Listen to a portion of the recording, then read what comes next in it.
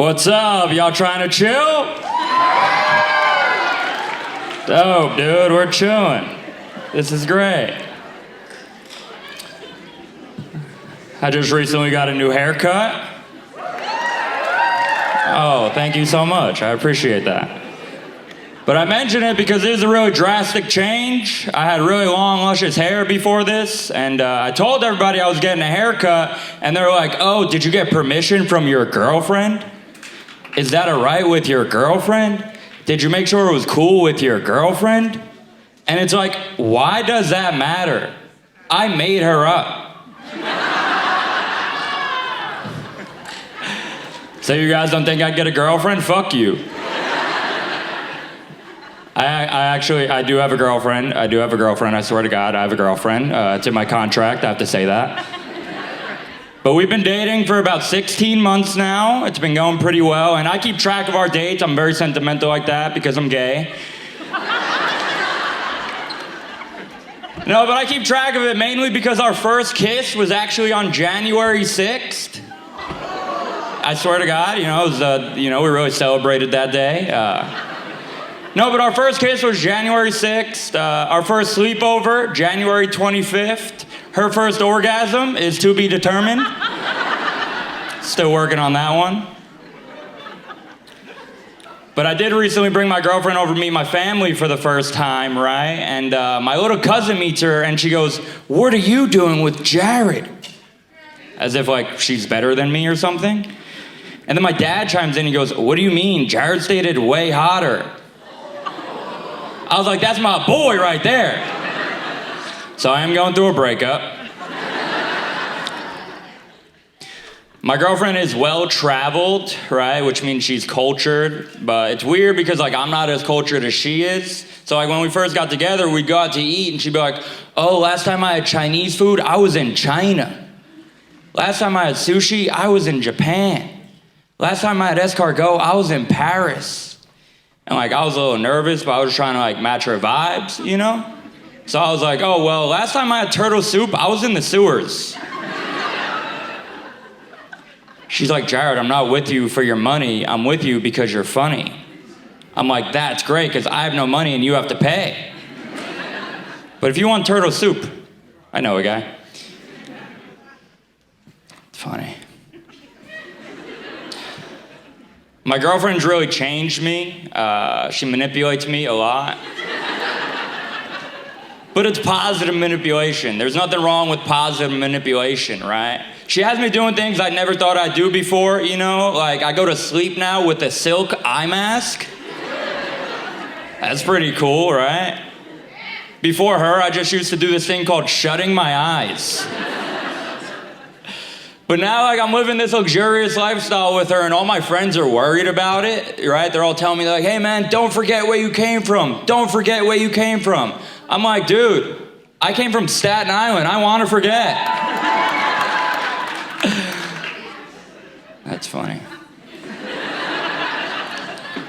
But what I don't miss, I do not miss, I'll be honest, I don't miss going out to bars and having to meet women. It is nice, but because the thing is, I'm not saying I was bad at it, but I only had one specific line to go up and talk to women, and it would be, "Hey," it would only be for women who were wearing hoop earrings, and I'd be like, "Hey, do you know what they say about hoop earrings?" Some of you know what they say about hoop earrings. And, I would get two different reactions. So if you don't know what they say, it's bigger the hoop, bigger the hoe. That's what they say. And I would get two mixed reactions. So the first reaction is a very upset, not into it reaction, where I go, "Hey, you know what they say about hoop earrings?" She goes, "What do they say?" And I was like, "You know what they say." She goes, "Yeah, bigger the hoop, bigger the hoe." I was like, "No, it's bigger the hoop, bigger the heart." Right, that's the reaction I get, and then, I'd introduce myself, and we'd go from there.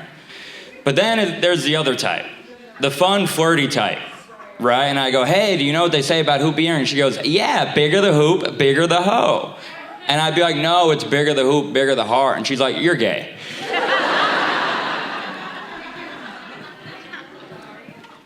But things are going well now. I'm in speech therapy. I'm in private speech therapy right now. I also have a retainer in, so that's why my lisp is extra thick. But I am in private speech therapy right now. Basically, like, she says the word, I repeat the word. So she was like, house. I was like, house. She's like, no, house. I was like, house. She's like, no, house. I was like, house. And I was like, what's the difference? She goes, mine's a little bit more crisp. I was like, oh, crisp. She was like, no, crisp. So I was like, that's funny. I'm going to go write that down. So next time I tell that joke, it might be a little bit better. It might be a little bit more crisp. Thank you very much. That's a perfect joke. Thank you. I appreciate that. I'm very big on energy, man. I'm very big on energy. You know, you guys have amazing energy. I do appreciate that. I'm very big on energy. I read and study a lot about it. You know, like, I believe in, like, everything happens for a reason. You know, I believe in, like, the universe. I believe, like, the energy you put out is the energy you receive. Anybody else take ecstasy? All right, we got a few cool people here. Okay.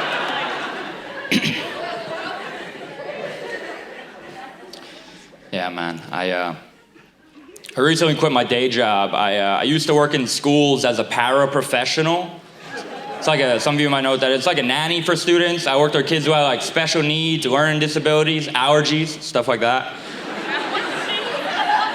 Yeah, I was like the head of the peanut-free allergy lunch table, you know? I was like the peanut butter bouncer. It was a great job, man. I loved it. It was very heartwarming. I remember I received one of the highest compliments I could probably ever receive when this 8th grader told me I look like I used to be popular in school. And it's like, yeah, I wasn't wearing this Supreme for nobody. I appreciate you recognizing that. But my job was not to teach. That was not my job. My job was to make sure I kept kids on task because a lot of the students I worked with had attention deficit disorder. But the problem is, I also have attention deficit disorder. So it's like, whose job is it to keep me on task, you know? Like, the teacher will, like, give the assignment to the class, and I'll have to look over at my student and be like, I hope you got that, because I sure didn't. But I was a substitute, so I worked with every grade, K through 12, and I got to admit, my favorite grade to work with was definitely junior high. I loved working with junior high the most because I got to play with them in gym class. Participate with them. I got to participate with them in gym class, and I just fucking destroyed them. They stunk, you know what I mean? I felt like a D1 athlete. It was amazing. They're like, Mr. Jarrett, you're so good. How are you so good? I'm like, no, I'm just a grown-ass man. Now get out of my way before I dunk on you and put my nuts in your face. It was great, man, being a sub. I worked with a lot of people, man, but I stopped telling people that I was working with that I did comedy because something happened. I don't want to talk about it. And basically, I remember one day I was working with this classroom for like 3 days, and I got to know these women. And on day 3, one of the women shouts out to me and goes, Jared, you're a comedian? And my heart just sank because I felt like Hannah Montana when they found out she was also Miley Cyrus. And I was like, yeah, like, I was like, how do you know? She's like, don't worry about it. I was like, I'm definitely worried about it.